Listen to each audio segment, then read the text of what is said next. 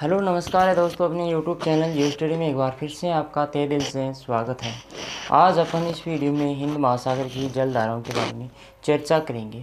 इससे पहले अपने उत्तरी प्रशांत महासागर या फिर अटलांटिक महासागर की धाराओं के बारे में चर्चा कर चुके हैं।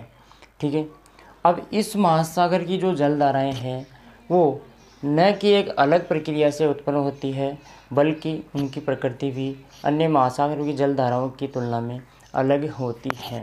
जैसे प्रशांत महासागर की जलधाराएँ थी या फिर अटलांटिक महासागर की जलधाराएँ थी, वो या तो व्यापारिक पवनों के प्रभाव से उत्पन्न होती थी या फिर वो पछुआ पवनों के प्रभाव से उत्पन्न होती थी। लेकिन इस हिंद महासागर की जलधाराएँ विशेष तौर से उत्तरी महासागर की जलधाराएँ, ठीक है, मानसूनी पवनों के प्रभाव से उत्पन्न होती है। तो इसको पढ़ने से पहले क्या है, अपन दो तीन जो इसके फैक्ट्स हैं, इसकी कुछ इस महासागर में बहने वाली जलधाराओं की कुछ विशेषताएं, उन विशेषताओं की चर्चा करेंगे। बाद में इसकी क्या करेंगे, आगे चर्चा करेंगे। तो आइए चलते हैं, अपन वीडियो को आगे की ओर बढ़ाते हैं।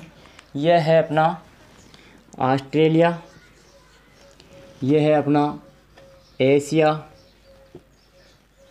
ठीक है, यह है अपना अफ्रीका।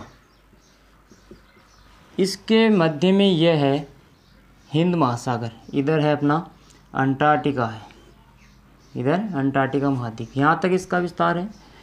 यह भूमध्य रेखा, इस भूमध्य रेखा के उत्तर में क्या है, हिंद महासागर। इसका विस्तार बहुत ही कम देखने को मिलता है इसकी तुलना में, दक्षिण हिंद महासागर की तुलना में। इसकी दो तीन जो फैक्ट्स बातें हैं उसकी अपन चर्चा करेंगे इस वीडियो के अंदर। ये हिंद महासागर है, उत्तरी हिंद महासागर। इस हिंद महासागर में इसका पहला फैक्ट तो है, नोट कर लेना ये चीज़ें। ये हिंद महासागर क्या है, ध्रुवों से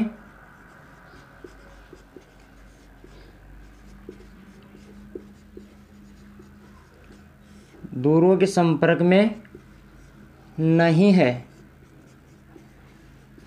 पहली बात तो यह है। भाई इनकी प्रकृति अलग क्यों होती है, क्योंकि उत्तरी हिंद महासागर है वो ध्रुवों के संपर्क में नहीं है, ठीक है, जिसकी वजह से यहाँ पर ठंडी जलधाराएँ नहीं बहती, यहाँ पर ठंडी जलधाराएँ नहीं बहती है। किस महासागर में, तो आप बताना है उत्तरी हिंद महासागर में, ठीक है। यहाँ से बड़े एग्जाम में क्वेश्चन पूछ लिया जाएगा कथन और निष्कर्ष से संबंधित। वो क्वेश्चन ये पूछा जाएगा कि किस महासागर में ठंडी जलधाराएँ नहीं बहती है, तो आप उसका कारण क्या बताएंगे, उसका कारण दे देगा, एग्जामिनर डाल देगा कि हिंद महासागर में ध्रुवों के संपर्क में नहीं होने के कारण यहाँ ठंडी जलधाराएँ नहीं बहती है। तो ये अपना जो कथन दिया था उसने, वो भी सही है कि हिंद महासागर में ठंडी जलधाराएँ नहीं बहती है, कथन सही है, ठीक है। उसका कारण दे दिया कि ध्रुवों के संपर्क में नहीं होने के कारण, तो बिल्कुल ये बात सत्य है, ये कथन की बिल्कुल व्याख्या करता है, ये ध्रुवों के संपर्क में नहीं है। जबकि ये तो क्या है, ये ध्रुवों के संपर्क में, दक्षिण ध्रुव के संपर्क में है। यहाँ देख सकते हैं ये पूरा का पूरा इलाका है जो इसके उत्तर में ये स्थलीय भाग है। पहली बात तो ये हो गई, ठीक है, ध्रुवों के संपर्क में नहीं है, जिसके कारण यहाँ ठंडी जलधाराएँ विकसित नहीं हो पाती है। पहली बात तो यह है। दूसरी बात यह है, हिंद महासागर, इसमें होता क्या है, इस महासागर में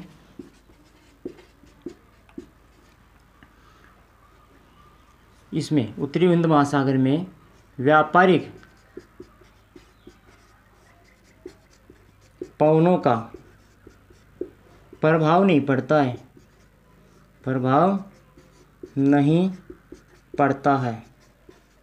यहाँ देखिए इस महासागर, ये अर्ध महासागर है, इस महासागर में, उत्तरी हिंद महासागर में व्यापारिक पवनों का प्रभाव, उत्तर पूर्वी व्यापारिक पवनों का प्रभाव नहीं पड़ता है, जिसकी वजह से यहाँ बहने वाली अन्य महासागरों में बह रही थी ना, कौन सी जलधारा, विषुवत रेखीय जलधारा, उस जलधारा का विकास नहीं हो पा रहा है। इसका यही कारण है कि यहाँ पर क्या है, मानसूनी पवनों का प्रभाव ज़्यादा होता है और व्यापारिक पवन का प्रभाव क्या हो जाता है, बिल्कुल नगण्य हो जाता है। दो चीज़ें यहाँ से क्या हो गई, क्लियर हो गई। तीसरी चीज़ है, यहाँ इस हिंद महासागर में प्रचलित पवनों का प्रभाव नहीं होता है और इसके विपरीत यहाँ मानसूनी पवनों का प्रभाव ज़्यादा होता है। मानसूनी पवनों का प्रभाव पड़ता है कहाँ, इस उत्तरी हिंद महासागर में या दक्षिणी हिंद महासागर में बहने वाली जलधाराओं पर। यहाँ से एग्जामिनर क्वेश्चन पूछ लेगा, वही बड़े एग्जाम में कथन निष्कर्ष से संबंधित पूछ लेगा या सामान्य क्वेश्चन पूछ लेगा कि किस महासागर की जलधाराओं पर सर्वाधिक मानसूनी पवनों का प्रभाव पड़ता है, तो आप क्या कहेंगे, इसमें हिंद महासागर में। और वो भी विशेष तौर से पूछे तो आपको बताना है उत्तरी हिंद महासागर, क्योंकि इसमें जो पवनें होती है वो मानसूनी पवनें, उन पवनों के प्रभाव से यहाँ की जो जलधाराएं क्या है, दिशा बदल लेती है। ठीक है, जिसकी अपन चर्चा करते हैं। तीसरी बात यह है,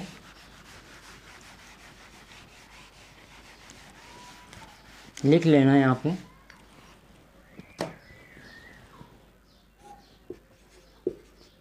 मानसूनी पवनों का प्रभाव पड़ने से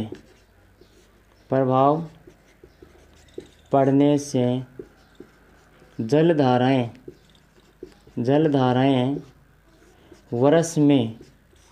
वर्ष में 2 बार दिशा परिवर्तित करती है।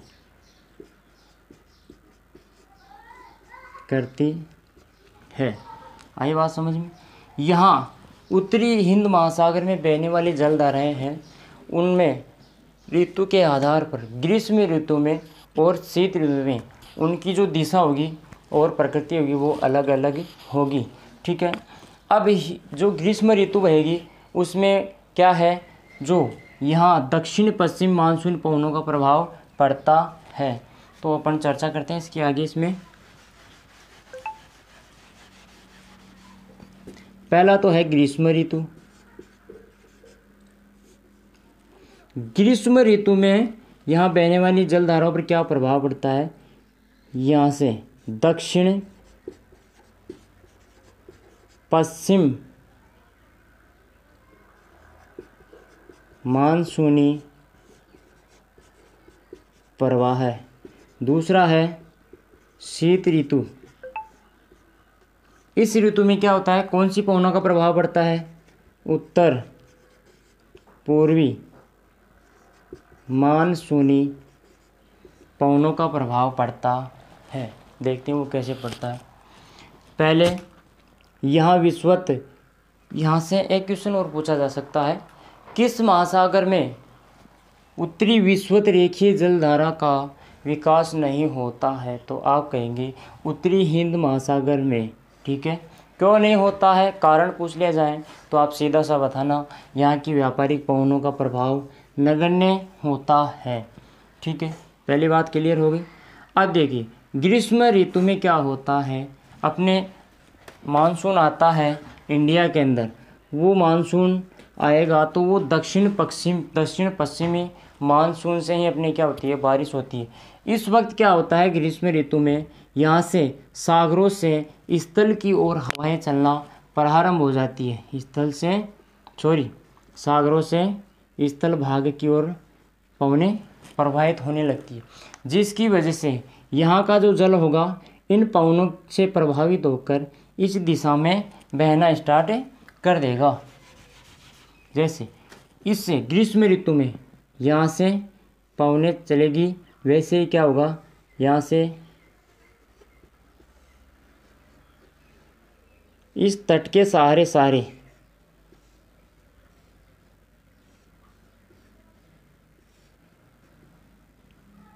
ये पवनें चलेगी, वैसे ही ये क्या है, जलधाराएं बहेगी। ये किस ऋतु की बात हो रही है, ग्रीष्म ऋतु में, ग्रीष्म ऋतु में, ठीक है। तो ग्रीष्म ऋतु में दक्षिण पश्चिम मानसूनी पवनों का प्रभाव होता है, जिसकी वजह से इसकी दिशा क्या होती है, यहाँ बहने वाली जलधाराओं की दिशा होती है इस तट के सारे पश्चिम से पूर्व की तरफ चलती है। जबकि शीत ऋतु में क्या होता है, इसके विपरीत यहाँ से चलती है हवाएं, इसके विपरीत ये हवाएं चलेगी, वैसे इसके विपरीत ही क्या होगी, ये जलधाराएं बहेगी। किसके प्रभाव से, इस मानसूनी पवनों के प्रभाव से। अब बात कर लेते हैं अपन शीत ऋतु की। शीत ऋतु में क्या होता है, यहाँ स्थल भाग से उत्तर पूर्व से हवाएं चलेगी महासागर की तरफ, तो यहाँ से क्या होगा, जो ये है पवने जैसे चलेगी वैसे ये जलधाराएं क्या होगी, इन तटों के सारे क्या होगी, बहना स्टार्ट कर देगी। ये है उत्तरी पूर्वी मानसून से उत्पन्न जलधाराएं, जिनकी दिशा होती है पूर्व से पश्चिम की ओर, इस तट के सारे इंडिया के तट के सारे चलती है इस तरफ, ठीक है। तो ये तो हो गई उत्तरी हिंद महासागर की जलधाराएं। यहाँ से ध्यान रखना, ये दोनों चीज़ आपको बिल्कुल कंसेप्ट में क्लियर होनी ज़रूरी है, ठीक है। यहाँ से पूछ लिया जाएगा कि शीत ऋतु में यहाँ उत्तरी हिंद महासागर में बहने वाली जो जलधाराएं हैं उनका प्रभाव कौन सी पवनों के प्रभाव से प्रभावित होती है, तो आप कहेंगे यहाँ से उत्तर पूर्वी मानसून के प्रभाव से उत्पन्न होती है। अब चलते हैं दक्षिण हिंद महासागर की जलधाराओं की ओर। यहाँ पर क्या है, बिल्कुल दक्षिण हिंद महासागर में जो उसी प्रक्रिया से उत्पन्न होती है जिससे अन्य महासागरों में उत्पन्न हो रही थी, उसी प्रक्रिया से यहाँ क्या है, बिल्कुल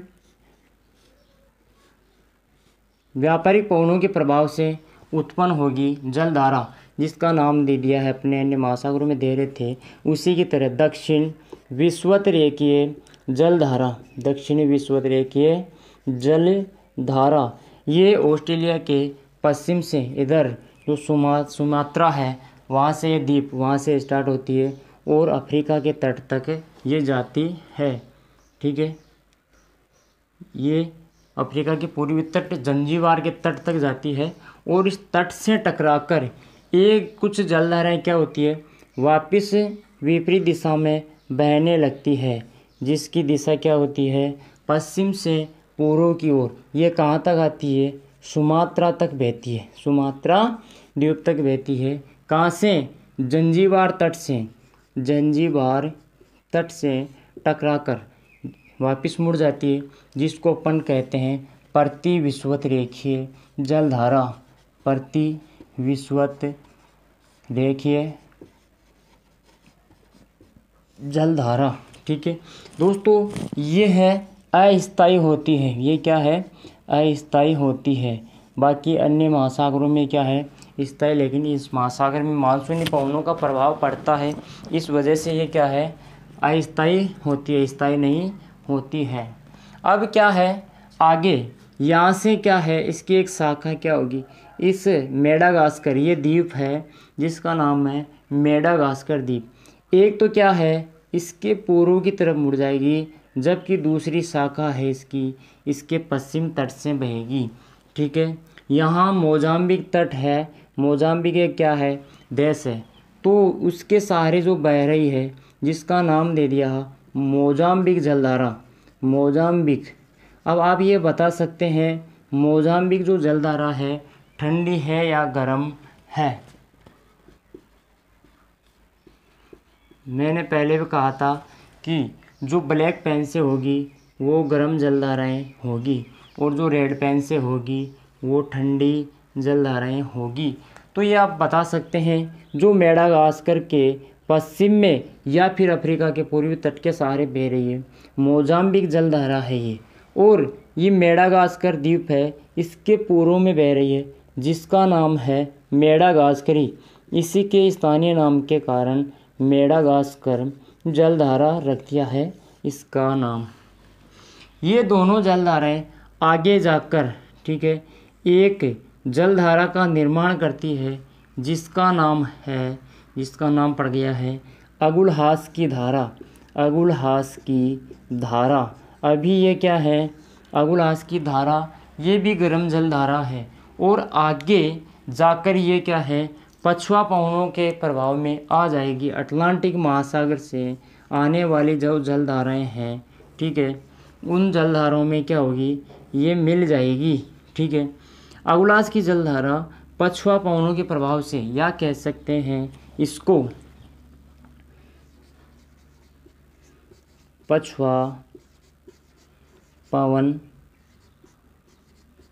प्रवाह, पछुआ पवन प्रवाह, ठीक है, अटलांटिक महासागर से आ रही है जलधाराएं, ठीक है, उसमें मिल जाएगी और आगे जाके ये ठंडी जलधाराएं प्रवाहित होगी। ये पछुआ पवन प्रवाह या दक्षिण पश्चिमी प्रवाह भी कह सकते हैं इसको, ठीक है, या अफवाह भी कह सकते हैं। ये ठंडी जलधाराएं, इसकी एक शाखा ऑस्ट्रेलिया के पश्चिम तट से टकराएगी और इस ऑस्ट्रेलिया के पश्चिम तट के सारे दक्षिण से उत्तर की ओर बहेगी ठंडी जलधारा, जिसका नाम रख दिया, पश्चिम तट पर बह रही है तो इसका नाम क्या रख दिया, पश्चिमी ऑस्ट्रेलियन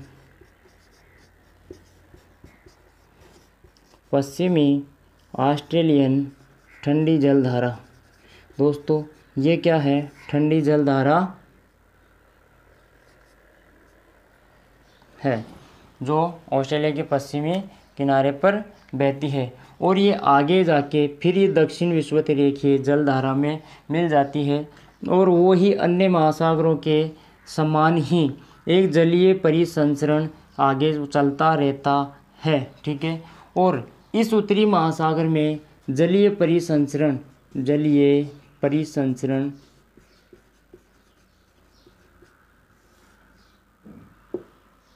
की प्रक्रिया उत्पन्न नहीं होती है। कहाँ पे, इस उत्तरी हिंद महासागर के अंदर, क्योंकि यहाँ से ठंडी पवनें आती नहीं है, ठंडी जलधाराएं बहती नहीं है। यहाँ पर क्या है, गर्म जलधाराएं और ठंडी जलधाराएं दोनों बहती है, तो ये एक क्या है, गायरेस का निर्माण करती है, मतलब वर्ताकार परिसंचरण का निर्माण करती है। ठीक है, तो यहाँ से ये हिंद महासागर की जलधाराएं क्या है, कंप्लीट हो चुकी है। मेरे हिसाब से इसमें कोई जलधाराएं नहीं बची है। मैं उम्मीद करता हूँ आपको ये वीडियो बहुत ही अच्छे तरीके से समझ में आया होगा। अगर आपको ये वीडियो पसंद आया है तो इस वीडियो को शेयर करने से नहीं रुकें, और अपने चैनल पर नए आए हैं तो अपने यूट्यूब चैनल को सब्सक्राइब कर लें और बेल आइकन को भी दबाना न भूलें। ठीक है, जिससे अगली वीडियो में जैसे ही डालूं तो उसका नोटिफिकेशन सबसे पहले आपके पास पहुंच जाए। ठीक है दोस्तों, आगे अगले वीडियो तक, जब तक, जय हिंद जय भारत।